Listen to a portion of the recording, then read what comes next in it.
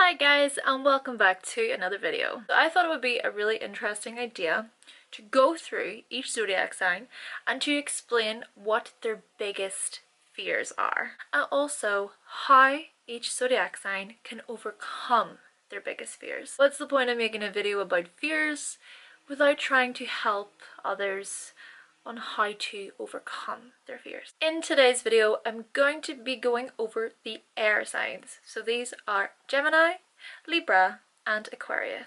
Gemini. So what I think Geminis fear the most, some of their biggest fears, would be the fear of having their voices not heard, losing their right to speak. After all, Gemini rules the third house, and the third house is all about communication.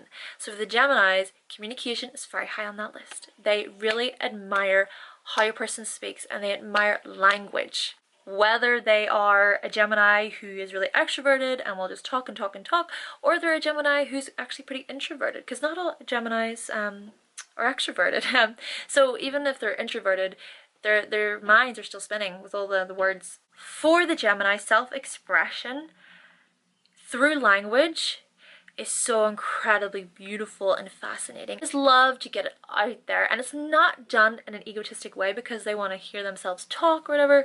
It's more because they value the power of words.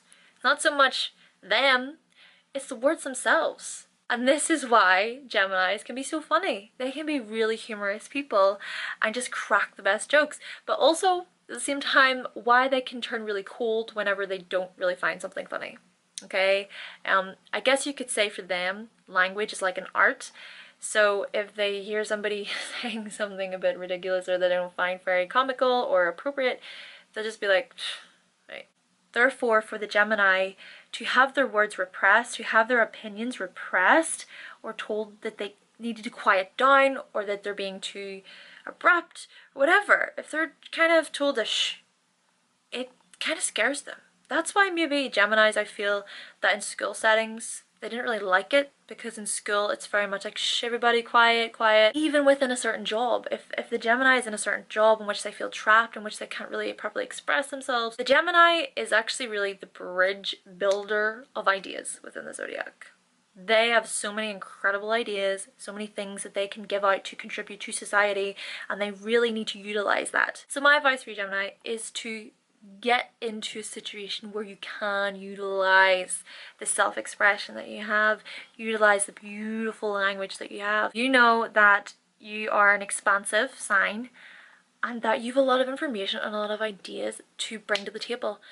So go out and find a hobby, find an interest, find something in which you can do that. Just be sure to be true to yourself, Gemini. Okay, be true to yourself and send out positive messages to the world. Accept that not everybody is going to agree with your opinion. Not everybody is going to definitely want to listen to what you have to say, and that's fine. Don't be afraid of that. Libra. So the biggest fear for Libra, I feel, is that they may fear that they cannot find love to their standard. The thing about Libra is that, yes, okay, Libra is an air sign, so therefore it's all about concepts and ideals and things like that. But when it comes to love, yes, of course, love, they almost paint this picture-perfect relationship in their minds, okay, because air sign, intellectual, that it can drive them crazy. After all, Venus, the planet of love and attraction, it rules Libra. Venus actually urges Libra for a relationship. There's just something about marriage that kind of grasps the Libra. And I suppose the 7th house, alright, the 7th house, which is ruled by Libra, is all about relationships and it's about marriage. The problem here is that the Librans tend to really overanalyze and overthink the concept of marriage. Like every gesture, every step along the way, every step almost feels like it's this ritual with some sort of symbolic meaning. So because of this, what often happens is that the Libra is actually faced with so much disillusionment within relationships, so much disappointment. And you'll find that they just can jump from one relationship to the next because these relationships are not meeting their standards. Libra requires a partner that can give and take just as much as the Libra can give and take. It needs to be the balance.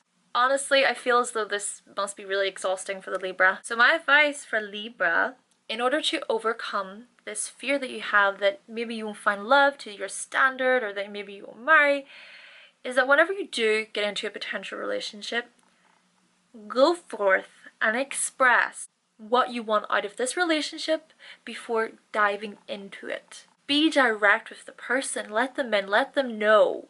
And also, don't shy away from conflict.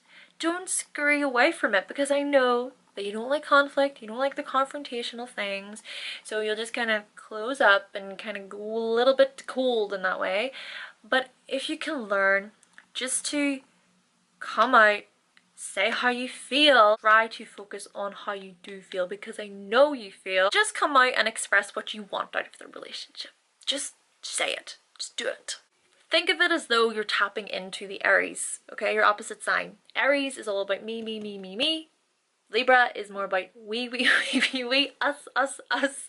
So try to tap into that Aries energy and be like, I want this. This is what I want from the relationship. Me, okay?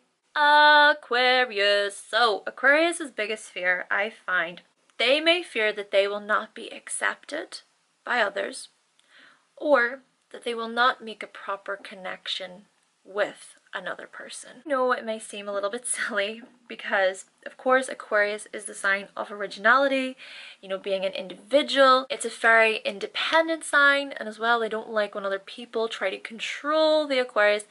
But whilst you may think that the Aquarius has this, I don't care, I'm fine on my own type of attitude, in reality, they want to connect. And I mean really connect. I'm going to give you guys a quick example, okay, from my life, alright, because I am an Aquarius. For me, I love connecting people together. I love, like, say I have a friend, and then I've got another friend over here, and let's just call him Peter, let's call him Philip. And I'm like, Peter, this is my friend Philip. I'm like, Philip, this is my friend Peter. And then all of a sudden, it's like, yeah, hey, they're shaking hands. They're like, hey, how's it going? How's it going? How's it going? And you know, things are going good. Things are going good. Hannah's right here still. And I'm just like smiling. I'm just like, yeah, there's a connection happening, and it's beautiful. So then what can happen is we'll exchange contacts. Time passes on. Then all of a sudden, Peter and Philip are just hanging out together. And Hannah gets left out. This is the struggle of the Aquarius, I feel. It always happens to me. I bring connections for people, and then I get kicked to the curb. Not saying necessarily that all Aquarians are like this, but it's just how I feel, because we do want to connect. Overall, that's the point. We want to connect with people, and the 11th house is all about community. It's about charity, sharing, connecting with one another. The 11th house is everybody making this chain around the world. You know that little, with the globe, that little illustration, the globe's there, you got all the people around the world holding hands. That is Aquarius. But here the problem lies in that while the Aquarius is looking at that globe and looking at everybody connecting, they smile. In fact, a lot of Aquarians will sacrifice so much about themselves for the happiness of other people that they completely disregard their own belonging, their own happiness. It's just as if the Aquarius is always on the outside looking in with people. And I think that this is why Aquarius can be cold and aloof, okay? Because Aquarius does feel, all of the air signs do feel, alright, sure, we're not exactly swayed much by the emotions, we're more logical. But doesn't mean that we don't have emotions. We got emotions. So here is my advice to Aquarius in order to get over this fear. So Aquarius, realize that actually everything in this world is actually connected anyway. Alright? Everything is connected regardless.